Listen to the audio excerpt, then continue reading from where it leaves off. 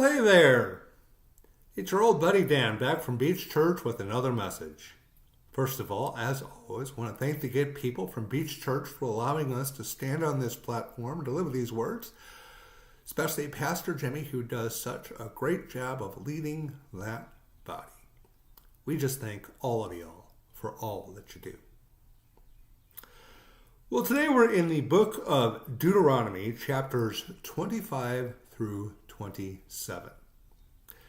To this point, it has been a long road for Moses. He's about to wrap up 40 years, and that's just the part where God had him leading his people as they wandered around the desert. But the Lord has told Moses he would not be entering the promised land, even if the Father does allow Moses a glimpse of it. Moses knows his time on the earth is almost up.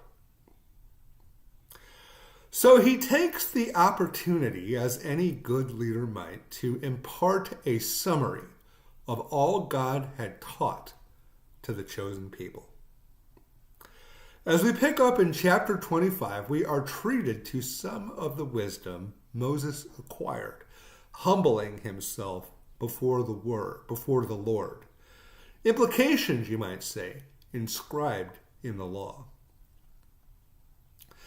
After a word about justice, we get one of the verses people tend to find puzzling. Do not muzzle an ox while it is treading out the grain. This is so puzzling that the Apostle Paul finds the need to clarify it for us in 1 Corinthians chapter 9. Paul begins by asking, is it about the oxen that God is concerned? No. Paul clarifies, whoever plows and threshes should be able to do so in the hope of sharing in the harvest. Just as that unmuzzled ox, we should be treated to some of the spoils of our work.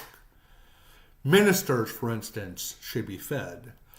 Masters should ensure those who labor and toil are not starved for a portion of the success they helped create.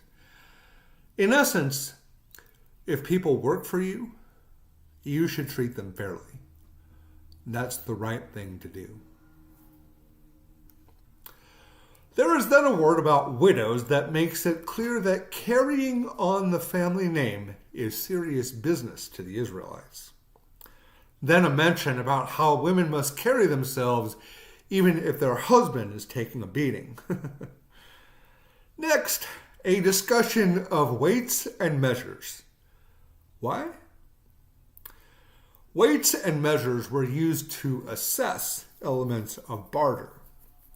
Some people would keep measures around that would short their customers on their purchases. Noting that, Moses makes clear that the Lord your God detests anyone who deals dishonestly. You can see the Lord expressing his wrath about that even today as he deals with things like inflation, which robs you of your purchasing power.